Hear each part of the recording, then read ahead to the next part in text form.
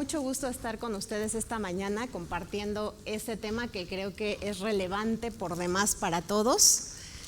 Si algo compartimos, todos estamos en el mismo barco, en el barco de ver hacia dónde está zarpando este tema de la inteligencia artificial, de la automatización y demás.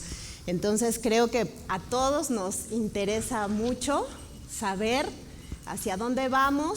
¿Se han hecho alguna vez la pregunta de si es cierto que va a desaparecer la profesión de contador? ¿Si es cierto que me va a reemplazar un robot? ¿O va a formar parte de mi actividad? ¿O cómo va a ser esta integración? Así que espero que con esto que vamos a estar revisando el día de hoy podamos ir dilucidando justamente y contestándonos esas preguntas, porque la intención es no solamente traer preguntas y traer incertidumbre y estrés, sino al contrario, ver qué podemos hacer. Estamos en la antesala, creo yo, de esta nueva era, y así es que vamos a ver quiénes nos subimos o quiénes nos quedamos de espectadores. Les doy la más cordial bienvenida a este CFDI Bajo la Lupa, porque del CFDI se ha hablado tanto, ¿no? Es multicitado, ya lo hemos comprendido y vivido, creo yo, en la experiencia profesional, cómo nos ha ido afectando. Pero hoy quiero hacerle un análisis desde otra perspectiva, desde otra óptica, que espero que les guste y que les sea relevante. Y fíjense que para esto vamos a revisar estos temas el día de hoy. Vamos a estar hablando, pues por supuesto, de algunas cuestiones de fundamentales, de marco teórico, pero también cómo se utiliza el CFDI como herramienta de fiscalización. Pero me gusta la óptica porque no es el front, ¿no? No es lo que todos estamos viendo, sino vamos a revisar, vamos a estar indagando en el backstage, ¿no? En la parte de atrás, cómo es que la autoridad manipula ese CFDI para fiscalizarnos. Y por otro lado, vamos a ver, por supuesto, algunos resultados, análisis comparativos, incluso análisis internacionales y, sobre todo, las perspectivas, las cuestiones futuros, desafíos y pues por ahí algunas actividades prácticas para que lo veamos ya más aterrizado. ¿Cuál es mi misión esta mañana con esta charla que vamos a tener? Bueno, pues es despertar en los profesionales de la contaduría, en colegas, ¿verdad?, esta visión crítica de lo que es el CFDI, porque si bien es cierto el CFDI vino a cambiar mucha de lo que ya conocíamos, también es cierto que todavía tiene áreas de mejora y áreas de oportunidad. Lo vamos a comparar, como les decía, con modelos internacionales y sobre todo mi interés es que tengamos un fortalecimiento de nuestro criterio profesional, ¿vale? Entonces no lo vamos a ver únicamente como lo hemos venido conociendo, simplemente un cumplimiento y ya. Así que vamos a iniciar con este primer módulo, que es la parte conceptual, la parte de dónde viene este CFDI. Digo, algunos, no todos, venimos de la vieja escuela, ¿verdad? Todavía nos tocaron las famosas facturas que eran timbradas por un impresor autorizado, ¿no? Después le pusieron sellos bidimensionales y demás. Entonces a nosotros nos tocó traspasar esa era. A los que son más jóvenes, que están por aquí también, bueno, pues que ustedes ya son nativos digitales, ya nacieron en esta época, ¿no? Nosotros somos migrantes digitales, ¿verdad? Tuvimos que a fuerza traspasar esa frontera. Y bueno, pues fíjense que básicamente sabemos que la función del Estado es la de estar, pues aparte de gobernando y vigilando que haya una estabilidad, pues también una función muy importante es la recaudación de impuestos, porque todos los objetivos que se proponga los va a lograr a través de tener recursos, ¿verdad? Y esos recursos forzosamente los tiene que obtener de distintas fuentes. Hace muchos años también, del 2014 más o menos hacia atrás, una de las fuentes principales de ingresos del gobierno, del Estado, eran los ingresos por la cuestión petrolera, ¿no? Sabíamos que incluso nuestros abuelos decían, pues yo nunca he visto un peso del petróleo y dicen que el petróleo es de los mexicanos, ¿no? Pero es cierto, no veían un peso en su bolsillo, pero sin embargo, gran parte del presupuesto estaba financiado de ese dinero. Entonces no era que lo viéramos directamente en el bolsillo, sino era a través de que se financiaba un 40%, 30% del presupuesto de esos ingresos del petróleo. Pero en 2014, con la caída del precio internacional del petróleo y específicamente con el crudo mexicano, que se desploma, más o menos andaba en unos niveles de $100 por barril y se va a $50 por barril. Entonces desciende drásticamente ese ingreso por parte del petróleo. ¿Y qué tiene que hacer el gobierno? Pues buscar otras fuentes de financiamiento, ¿verdad? Otras fuentes de ingreso, porque al final del día el nivel de gasto que traíamos pues lo tenemos que compensar de alguna manera. Así que este fortalecimiento de finanzas públicas del Estado es primordial. ¿Por qué? Pues porque el Estado tiene que seguir ejerciendo su función y esa función la va a hacer a través de la obtención de esos ingresos. Y es más, por ahí la OCDE da recomendaciones a México, ¿no? ¿Qué tiene que hacer para sustituir, para subsanar esta situación? Y entre eso, pues obviamente le dice, pues tienes que incrementar tu ingreso fiscal, ya tienes que sustituir la parte del ingreso petrolero. Por supuesto, ampliar la base de contribuyentes, que es algo que siempre todos estamos alegando, ¿verdad? Es que ¿por qué nos cobran más a los mismos? ¿Por qué no hacen que crezca esta parte de la base de contribuyentes, ¿no? Entonces, esa por supuesto es una de las sugerencias. El fortalecimiento de la administración tributaria, por supuesto, y el fortalecimiento a través de ¿qué? ¿A través de más personal? ¿A través de personal más especializado? ¿O a través de la automatización? ¿No? Esas eran las disyuntivas de la autoridad en ese momento. ¿Cómo fortalezco esta administración tributaria para que sea más eficiente? Y por otro lado, pues dice, una reforma tributaria con énfasis en el federalismo fiscal. Este federalismo fiscal, al cual en algún momento todos los estados, las entidades federativas, pues firmaron ese acuerdo, ¿no? De que se querían adherir a esta parte del federalismo, en la cual ceden de alguna manera su potestad de recaudar impuestos. ¿Se la ceden a quién? Pues a la federación, ¿verdad? Que sea la federación la que recaude los impuestos más importantes, el ISR, el IVA, el IEPS, ¿no? Habrá impuestos que se queden de manera local, de manera estatal, pero son los menos. ¿Con qué finalidad o cuál será el interés, cuál habrá sido el interés de los estados de firmar ese acuerdo o ese pacto de federalismo?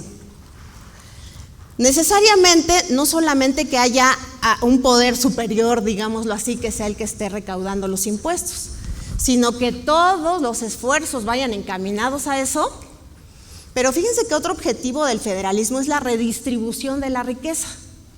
Sabemos que en México hay países, sobre todo los del norte y el centro, estados, que son los que más generan, ¿verdad?, actividad económica. Y hay una parte sur, que es la que tiene menos desarrollo económico o tiene actividades menos formales, por así decirlo. Entonces, también el federalismo se trata de tratar de redistribuir esa riqueza y de dar un nivel de vida a todos los mexicanos, ¿no? Más o menos en condiciones similares. Aunque ya sabemos que es muy complicado y aparte hay muchas inconformidades de los estados en cómo se reparte esos ingresos, ¿no? Ya sabemos que siempre ahí hay temas, pero bueno. Entonces dice, pues hay que hacer énfasis en este federalismo fiscal. Y bueno, esto busca fortalecer justamente esa potestad tributaria del Estado y darle herramientas, que eso es lo que necesita el Estado. Necesita herramientas para poder fiscalizar de manera eficiente. Y por otro lado, no podíamos evitar que México entrara o ingresara a este terreno de la globalización. Y fíjense que en la globalización no me refiero sí a los tratados internacionales, sí a los acuerdos internacionales, pero también ¿saben a qué? a la nueva forma de hacer negocios. A veces, y no sé si se han dado cuenta ustedes, que la cuestión comercial avanza muy rápido, tiene tantas y tan brillantes ideas y tan creativas que los que estamos en la parte de regulación de las leyes o de las actividades económicas no las veíamos venir. En algún momento a alguien se le ocurrió que a través de una plataforma iban a poder estar contratando servicios de taxi, ¿no? Y que esta plataforma iba a estar en un lugar, quién sabe dónde, nadie sabía dónde estaba en ese momento, pero sin embargo a las personas se les ofreció esa oportunidad de negocio. ¿Y qué creen? La compramos y muchos países la compraron. ¿Y los estados estaban preparados para esa nueva forma? No, ¿verdad? Incluso aquí en la Ciudad de México, si algunos recuerdan cuando entró Uber, hubo manifestaciones de los taxistas, huelgas, y bueno, hubo un revuelo porque decía, ¿cómo es que yo paso revista, ¿no? Tengo una licencia especial, el color del taxi y las placas de taxi, de servicio público, etcétera? ¿Cómo es posible que llegue alguien y que me diga que ahora cualquier persona se puede sentar al mando de un volante y llevar un pasajero sin cumplir con todos los requisitos que nosotros estamos cumpliendo? Ah, pues porque miras a través de una plataforma. ¿Y qué crees? No son choferes, no es servicio público, es servicio privado. Estás contratando el servicio de trasladarte de un lugar a otro. Y no había regulación para ese entonces, y es más, de ese entonces hacia acá ha tenido ahora realmente un cambio importante. En algún momento se les fiscalizó por lo menos, ¿no? Se les dio un RFC, domicilio fiscal, representante legal en México. Ah, es que yo estoy en Dubái, estoy en Alemania, no importa, vas a tener aquí algo donde yo pueda estarte fiscalizando, ¿no? Pero ¿cuántos años pasaron para eso? Muchos, muchos años. Y posteriormente, ahora en 2025 es que vimos la reforma laboral, y eso está todavía así como que gateando, ¿verdad? Porque estamos en una prueba piloto, en la que ni siquiera está tan claro cómo va a ser, y bueno, para final de año, en algún momento, todo esto que analice el IMSS en estos 6 meses de prueba, aterrizará en una ley, en la ley del Seguro Social, se modificará. Ahorita estamos con un acuerdo del IMSS que sacó así como que bueno, ahí está un acuerdo para que haya ciertas reglas, pero todavía no sabemos cómo va a ser en definitiva, ¿no? Entonces, lo comercial casi siempre le va ganando a la parte legal. Nosotros vamos varios pasos atrás, ¿no? En la parte mercantil, ahora imagínense en la parte fiscal, pues peor aún. Entonces, este tema de la globalización forzosamente nos unió, y ustedes saben que la punta de lanza son los tratados internacionales, los tratados comerciales, que a su vez llevan pegado una parte laboral, una parte fiscal, una parte de colaboración internacional, etcétera. Pero la punta de lanza es la parte comercial. Es que yo requiero traer mercancía de China. Es que la gente ahora puede comprar directamente en páginas desde China, ¿no? Y entonces empieza a suceder, y ya después de que sucede, empezamos a ver cómo se regula, empezamos a ver si les cobro un impuesto, empezamos a ver cómo le voy dando forma a todo ese nuevo modelo. Entonces, siempre esa parte comercial va corriendo, y nosotros atrás de ellos, ¿no? Tratando de alcanzarlos, tratando de regularlos. Es más, en la práctica profesional, ¿a cuántos de nosotros no nos llegan de repente clientes y es que ya tengo criptomonedas, eso cómo lo registro? ¿Cierto? Y nosotros así de, ay, espérame, déjale busco, ¿no? A ver, ¿en qué capítulo puede caer? ¿En qué supuesto puede caer? Ahora en las declaraciones anuales, un montón de clientes, es que yo ya invierto en bolsa y en NU y en quién sabe qué, ¿cierto? ¿Por qué? Pues porque las redes están ahí dando información, y ahora las personas ya quieren sentirse inversores de bolsa y demás, ¿no? Sentir que en la mañana se levantan y prenden sus 3 monitores para estar revisando todas sus inversiones internacionales. Y entonces eso va corriendo y nosotros vamos atrás. Y bueno, pues todo esto se empieza a regular a través de las famosas TICs, que al final del día, seas ajeno o no, ahí están. Y llegaron para quedarse, y por supuesto que no se van a ir. Así que estas tecnologías pues han ido contribuyendo justamente a este avance. Y miren, en este ejercicio voy a estar aterrizando lo que vamos diciendo en las propuestas o en los planes del propio SAT, cómo el SAT los ha ido aterrizando en su plan maestro. Cada año tenemos un plan maestro, una estrategia de fiscalización. Y vean cómo lo aterrizó aquí. Este es del 2024. Les voy a estar poniendo entre 24 y 25, que es lo más actual. Aquí nos dice, la recaudación tributaria es la fuente principal de financiamiento del Estado. Lo está reconociendo. Para ello debe trabajar con el objeto de lograr un progresivo y neutral, para lograr una recaudación con un sistema tributario eficiente. Entonces busca eficientar esa parte. Dice progresivo y neutral, implementando estrategias de planeación de actos nuevos, auditando devoluciones, dando seguimiento y demás, ¿sale? Y bueno, pues además se buscará que los contribuyentes cumplan con sus obligaciones. Entonces ahí lo aterriza perfectamente el SAT en su plan estratégico. Les digo, este es del 24, pero iremos más adelante viendo 25, ¿sale? ¿Esto a qué nos lleva? Pues nos lleva a que todo, les digo, pues tiene que a fuerza ir evolucionando. Y la parte fiscal, por supuesto, pues no se puede quedar atrás, ¿verdad? Tenemos que ir corriendo atrás de los que están haciendo negocios a ver cómo les cobro, cómo los fiscalizo. Y entonces, ahora sí, vamos a buscar, vamos a revisar más un contexto, cómo el CFDI, de dónde viene, dónde nació, a quién se le ocurrió o cómo fue que llegó aquí a México. Fíjense que en sí, lo que es un CFDI, esta descripción técnica, pues es este sistema, esta factura electrónica, es este sistema que se crea por medio de un formato estructurado electrónico. ¿Ustedes sabían que este formato que tenemos no es estándar? Es decir, no todos los países están con la misma estructura. Todavía está evolucionando esta parte del CFDI, todavía no es un estándar internacional, ¿vale? Ahorita van a ver cómo están agrupados los países. Entonces, este formato estructurado, electrónico, se comparte, por supuesto. ¿Para qué? Para que haya un procesamiento, para que haya una disección, análisis y uso de todas sus formas, ¿no? De todos sus elementos, de toda la información que contiene. Esa es la idea principal. Y además, en algunos casos, se les agrega una capa de validación. ¿Quién valida? ¿Quién valida esa información? Generalmente un área gubernamental, ¿no?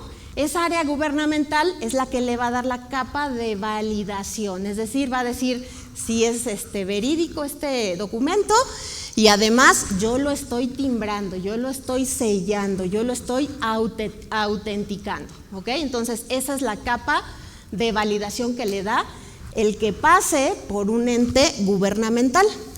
Ahora, pues la idea es de para qué quiero que pase por un ente gubernamental y darle validación y demás. Pues justamente pues lo voy a utilizar con fines fiscales, ¿verdad? Con fines de control fiscal. Y de esta manera estos gobiernos, el gobierno, estas entidades pues van a utilizarla para el cobro, para la recaudación de los impuestos, que eso es lo que le compete al gobierno en esta parte de tributaria. Y bueno, pues ya hablando del CFDI mexicano, por así decirlo, porque ya les dije que hay otros países que lo manejan, ahorita vamos a ver. Este CFDI pues representa esta innovación, esta punta de lanza que inició por ahí del 2004, imagínense, 2004, 2010 empezaba, y que poco a poco se tuvieron que ir haciendo reformas en Código Fiscal de la Federación para que fuera entrando la parte digital, ¿no? Les digo, los que venimos de la factura en papel, pues vivimos esta transición en la que antes se tramitaban los sellos, ¿no? Te daban un folio, te decían de tal a tal número puedes ocupar y después ibas a sacar más folios y demás. Empieza en la parte fiscal, en Código Fiscal, empieza con el reconocimiento de la famosa FEA, ¿se acuerdan de la FEA? El antecedente de la e-firma y el antecedente de la FIEL, y primero era la FEA, ¿no? Y empezamos en esa parte de decir, ahora vas a tener una firma electrónica avanzada, ¿no? Se llamaba en ese entonces. Y eso entra junto con, posteriormente, ya la parte aparte de la FEA, entonces es donde empezamos a escuchar la cuestión de que iba a empezar a haber comprobantes fiscales digitales. Y es más, no les voy a mentir, en su momento yo pensaba que se trataba de escanear facturas, ¿no? A mí cuando me dijeron, es que ahora ya va a ser comprobante fiscal digital, yo pensaba que se iban a escanear las facturas, porque pues es una forma de digitalización. No entendíamos que iban a ser una serie de datos estructurados de cierta forma, ¿no? Pensábamos que se iban a escanear. Y entonces les decía, pues se va aterrizando y actualmente pues artículo 29 y 29A de código, pues es el que señala toda esta parte de los documentos digitales, características y demás. Básicamente, ¿qué características tiene un CFDI? No nos vamos a meter tanto en la parte técnica, es importante que lo tengamos ahí para que lo conozcamos, no vamos a entrar tan a detalle en la parte técnica, pero al final del día está constituido en una estructura XML. Ya sabemos que ese es el lenguaje del CFDI actual, ¿sale? La estructura de XML y bueno, pues aquí está su cuestión técnica de cómo está desglosada. Pero también fíjense que cuenta con un sistema criptográfico avanzado. Este sistema es justamente la que permite que los algoritmos, que vamos a hablar más adelante de ellos, la vayan desmenuzando, la vayan segmentando para poderla leer, interpretar y sobre todo utilizar. Por otro lado viene el proceso del timbrado, que era lo que yo les decía, es la capa de validación cuando llega a la parte del gobierno. Y entonces esta es una validación en tiempo real, actualmente a través de PACS o directamente en el SAT, ¿no? Podemos validar directo en el SAT o a través de un PAC autorizado. Por supuesto que la autoridad le va a asignar un folio fiscal, que es el que conocemos como el UUID, ¿no? Es el folio fiscal único. Ese es el folio que va a tener cada uno de los CFDIs, muy importante para el aspecto de autenticidad. Por otro lado, sincroniza automáticamente las bases de datos del SAT y fíjense que actualmente hay un respaldo de todos nuestros CFDIs en distintos lugares. Imagínense los servidores que están albergando los CFDIs que estamos generando. Más adelante vamos a ver cuántos CFDIs se generan por día, por segundo, por año, vamos a ver cifras, ¿sale?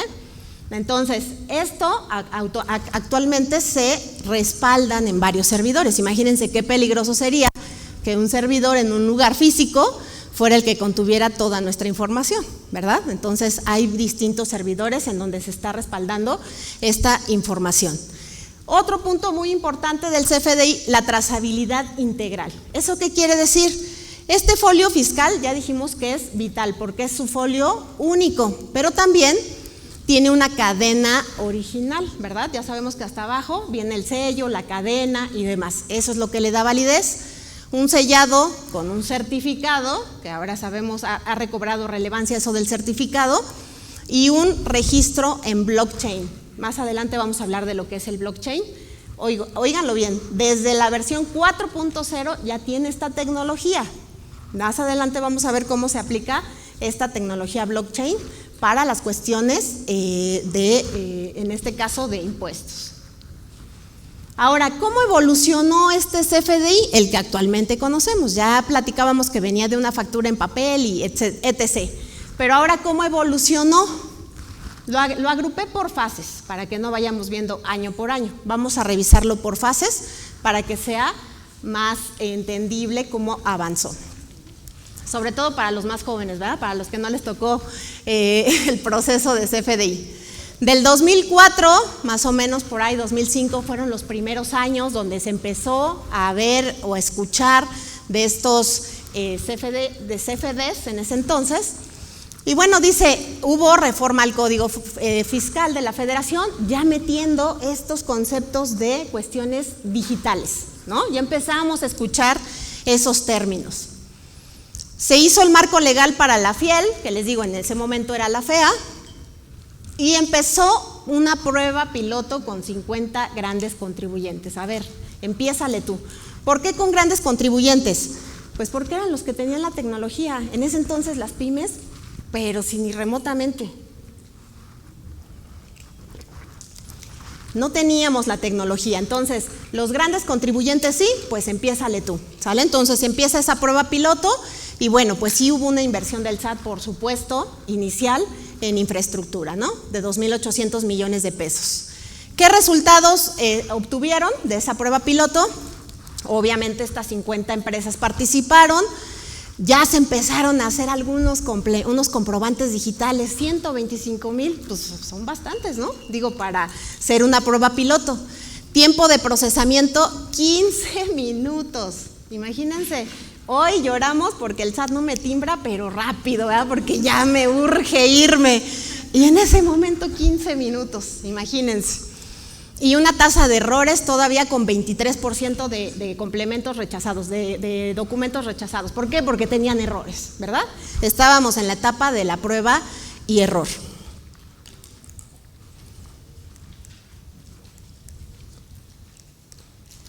Después viene otra etapa del 2007 al 2000, ya no veo, del 2007 al 2010. Estos, ahora sí, ya nacen estos primeros CFDs y ya viene un marco normativo en una resolución miscelánea fiscal de ahí del 2007, en donde ya venían reglas más detalladas, ya no nada más nos vamos a grandes contribuyentes. Aquí ya viene, fíjense, los primeros, el CFD 1.0 y el 2.0. Ya trae una estructura XML simplificada, pues imagínense, en ese momento nada más eran 18 elementos. Ahorita, ¿cuántos elementos trae un CFDI? Validación local mediante un sello digital sin intervención. Fíjense, todavía en ese momento no había intervención directa del SAT, todavía era como un timbrado privado. Y además, pues sí, ya se empezaba a archivar en documentos, ya estaban los archivos XML y PDF. ¿Qué impacto sectorial tuvo esta primera fase del CFD 1.0? Bueno, pues ya el sector automotriz empezó, son de los grandes contribuyentes que fueron pioneros. El sector del retail, 23%, servicios profesionales muy bajito, pymes, apenas figurábamos, ¿verdad? Apenas figuraban las pymes. Y bueno, pues aquí ya teníamos 145,000 contribuyentes registrados, de 50 a 145,000, avanzó bastante, ¿no? Ya se emitieron 89 millones de CFDIs a 2010, ya estamos hablando de números más importantes. Un ahorro estimado en papel de 890 millones de pesos, digamos que costaba $1, ¿no? La emisión de la factura. Y una reducción del 40% en tiempo de facturación, ¿no? Ya con evitarnos ir al impresor autorizado por nuestras formas, digo, ya era ganancia. Siguiente etapa, nace el CFDI 2.0 y el 3.0, gran avance en estas nuevas versiones. Aquí fíjense, ¿cómo fue la estrategia de implementación? Como generalmente pasa, es gradual, ¿no? Así nos ha pasado ya en varias implementaciones que va haciendo el SAT. Dice, vamos a hacerlo gradual. Vamos a obligar primero a las personas morales con ingresos superiores a 4 millones de pesos. Ya ven que ahorita los umbrales también, ¿no? De reciclo, 3.5, por ahí. Personas morales con ingresos superiores, para el siguiente año, 2012, ahora ya vamos con los de 2 millones. Ahora vamos ampliando la base. Para el 2013, todas las morales, por lo menos, ya tenían que estar usando estos CFDIs. Y para finales del 2013, ya las personas físicas, por lo menos las de actividad empresarial, ¿sale? Entonces así fue avanzando, fue permeando. Con esto ya se dio cuenta el SAT que ya no iba a ser posible que él timbrara todas las facturas y empiezan a dar las primeras autorizaciones para los famosos PACs. Entonces, ¿sabes qué? Vamos a utilizar empresas privadas para que nos ayuden con el proceso de timbrado, que hoy en día, de verdad, si no tenemos un PAC, pues nos toca estar sufriendo ahí con el SAT. Timbrado fiscal con UUID, validación en tiempo real, integración con el portal. Aquí es donde ya saltamos de solamente tener los archivitos por ahí guardados a una integración del portal. Digo, a quien no nos tocó capturar toda la información de las declaraciones mensuales y de las anuales, ¿no? Pues esto de la precarga ni siquiera lo veíamos, pero ni así. Posteriormente, ya con el 3.0, vean, ya se amplió a 47 elementos. ¿Se acuerdan con cuántos empezamos? Con 18. Ya estamos en 47 y apenas vamos en la versión 3.0. ¿Sale? Introducción de adendas. Ahí ya surgieron las famosas adendas que utilizan sobre todo